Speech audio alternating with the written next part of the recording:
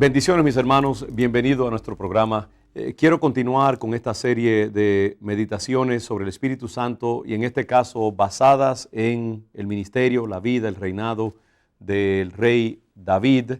Vimos en la última meditación que David, lleno del Espíritu Santo, discierne esta oportunidad cuando Goliat está insultando al pueblo de Dios y sus hermanos que no gozan de esa unción cuestionan sus motivaciones, y que en el caso también de Mical, su esposa, cuando David está danzando en la llenura del Espíritu Santo, también hay una mala interpretación de lo que está sucediendo, porque las personas que no gozan del poder, la unción, la llenura, la experiencia del Espíritu Santo no tienen las capacidades para interpretar correctamente las cosas raras, diferentes, soberanas que Dios muchas veces va a hacer en la vida de las personas ungidas o los ambientes ungidos, que muchas veces contradicen los parámetros de la razón y de la cultura.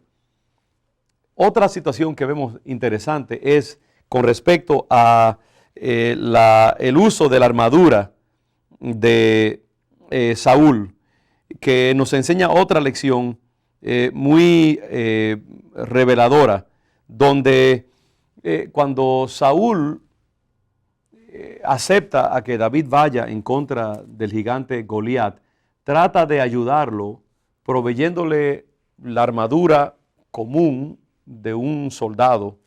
Me imagino que la armadura que usaba el rey de Israel debía ser la mejor que había en toda la tierra y la que más protegía y más facilitaba la efectividad en los movimientos.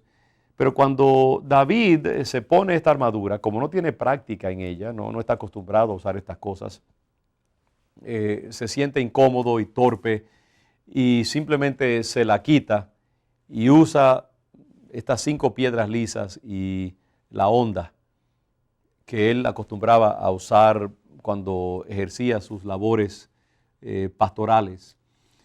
Y siempre los intérpretes de la Escritura han visto una gran lección en esto. Lo que usa un hombre o una mujer lleno del Espíritu Santo no es necesariamente las armas que usan las personas que no tienen ese poder en sus vidas.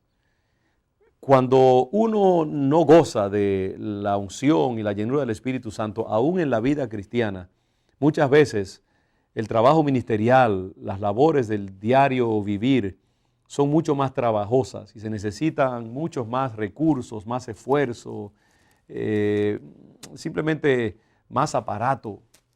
Pero cuando el Espíritu de Dios está en nuestras vidas, esa unción divina dentro de nosotros nos hace mucho más económicos, más eficientes, más capaces de hacer mucho más con mucho menos.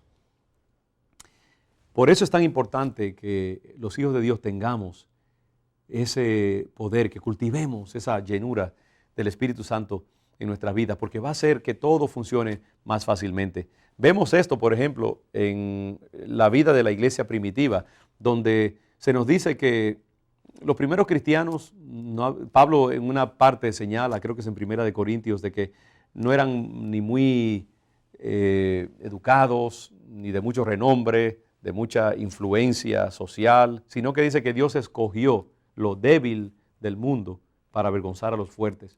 Dios siempre busca las desventajas para mostrar su poder. Busca los pequeños, los no dotados, los no reconocidos, para que siempre la gloria resulte para su nombre. A Dios le gusta usar vasos de barro, vasijas de barro, instrumentos frágiles y débiles para mostrar su poder. Lo que Dios está buscando es ese corazón dispuesto, esa mente que le cree a Dios por cualquier cosa, como David le creyó a Dios para vencer este gran gigante. Muchas veces los hijos de Dios cometemos serios errores tratando de acoplarnos y de establecer sociedad con gente que no conoce el poder de Dios, cuyo corazón está totalmente deficiente con respecto a los misterios del Espíritu Santo, que no tienen la misma lealtad a los principios de la Escritura, simplemente porque representan alguna ventaja táctica, ya sea dinero o influencia o acceso al poder político. Y entonces terminamos estableciendo yugos desiguales, ya sea con incrédulos o con creyentes que no se mueven en la misma manera en que nosotros nos movemos en la unción del Espíritu Santo. Y lo que parecería una ventaja momentánea se torna después en una traba terrible para nuestra vida ministerial. Los hijos de Dios tenemos que ser consistentes en la manera en que nos movemos en el ámbito sagrado de la unción pentecostal. Este mover de Dios es muy específico en sus manifestaciones. No necesariamente obedece a los parámetros de la razón o el entendimiento humano. El apóstol Pablo dice que la locura de Dios es más sabia que la sabiduría de los hombres. La locura de la cruz, con un Cristo crucificado, es mucho más poderosa y más efectiva que el aparente poder de los hombres. Por medio de la cruz, Cristo, limitado en su movimiento, torturado, aparentemente derrotado, ganó la victoria más poderosa de todas. Pues dice la Biblia que en la cruz el Señor derrotó a los principados y las potestades y los exhibió públicamente en su derrota y anuló el acta de los decretos, la acusación del diablo que nos era contraria, y abrió un ministerio de gracia y de poder para todo creyente. Las armas que Dios usa son muy diferentes a las armas que usan los hombres y aún las armas que usan los creyentes que no conocen el mover del Espíritu Santo. Por eso también el apóstol Pablo dice que las armas de nuestra armadura no son carnales, sino poderosas en Dios para la destrucción de fortalezas. Tenemos que entender que si queremos que Dios nos use, no podremos usar las armas de Saúl necesariamente. No podremos usar las armas de la razón o del mercadeo o la publicidad mundana o las corrientes culturales o el pedigrí académico de las personas que estudian en seminarios o en estas cosas. Todo eso es bueno, yo creo en todo eso, muy importante, pero si la unción de Dios no está en nuestra vida, todas esas cosas, esos aparatos y esos accesorios que usemos no nos servirán de nada.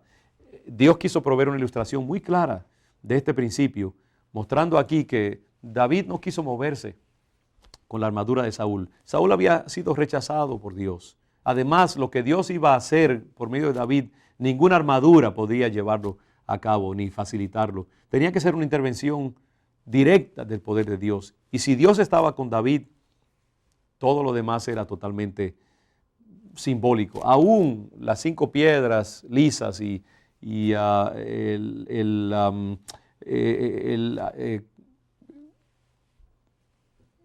okay, I'll just stop here and I'll go back. Okay. Yeah, I'll begin here then. Okay, yeah, I'll just do that. So,